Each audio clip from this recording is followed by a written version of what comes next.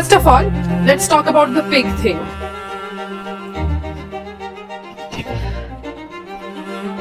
I mean, I think they deserve it, but... Hello, my fellow book dragons, my cutie patootie fellow book readers. Today we are going to talk about two books that made me feel things that I didn't know I was capable of feeling. We are talking about the one and only Madeline Miller, who wrote these books and made me feel things in such a manner. And my emotional stability is about to go on a roller coaster. So buckle up and let's dive into the books. So let's start with the book that everyone warned me about not to read, but I read anyway. Actually, nobody warned me about it. I just saw it on a TikTok. I just wanted to read it. So that's the truth, yeah. Now, let's get into the character again. I am talking about the book, The Song of Achilles by Madeline Miller, of course. The moment I read the first page, I knew I was going to be two things. I was going to love this and I was going to be a sobbing mess. And boy, was I right. I was around 40% when my tears started falling. I know because I checked the page number. Madeline Miller's writing is like poetry. She takes these ancient and epic tales and make them feel so intimate, so personal. And the relationship between Achilles and Patroclus, gosh, even without saying the term I love you, their connection was very much palpable. In every shared glance, in every stolen moment, it was so pure and beautiful, and I just wanted them to live happily ever after. But rarely that happens in stories anyway. I don't think it happens even in real life, yeah.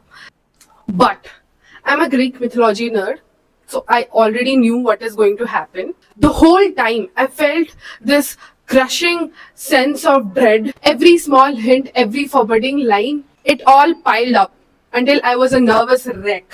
By then, I was full-on sobbing child.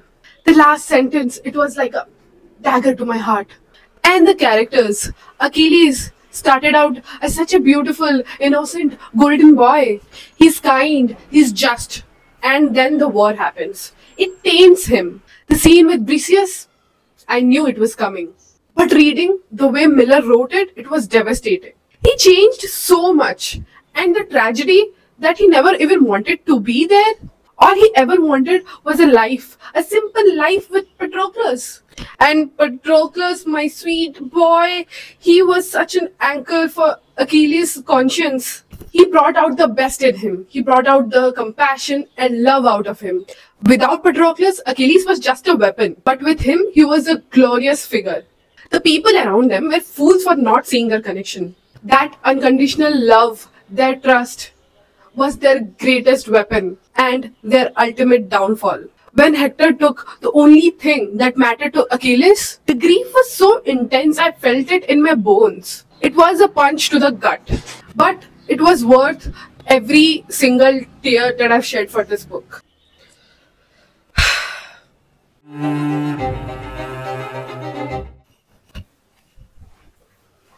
After being emotionally annihilated by Song of Achilles, I needed a different kind of magic. Enter Cersei.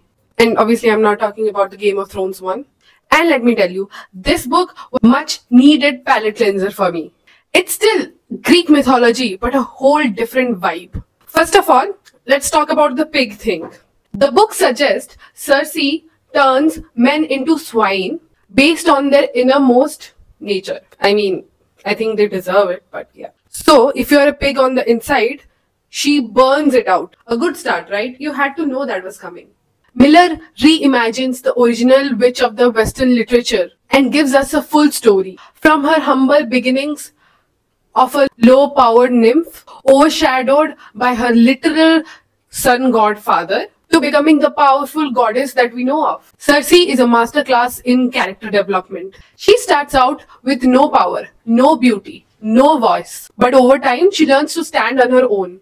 I love seeing her interact with these famous figures from mythology. Prometheus, Daedalus, Jason, and of course Odysseus. Her relationship with mortals was so much more interesting than her own dysfunctional family of gods. Most gods in Greek mythology are just awful, vain and selfish creatures. But Circe, she has this incredible capacity for kindness and mercy. She's not perfect. She has a dark side, but she's constantly trying to be a better person. This is a story about a woman finding her true power, finding her voice and living the life that she wanted to live on her own terms. It's an epic story of self-discovery, and for me, after that emotional gut punch of Achilles, it felt like healing. It's still full of drama and mythological intrigue, but it's a story of resilience, not loss.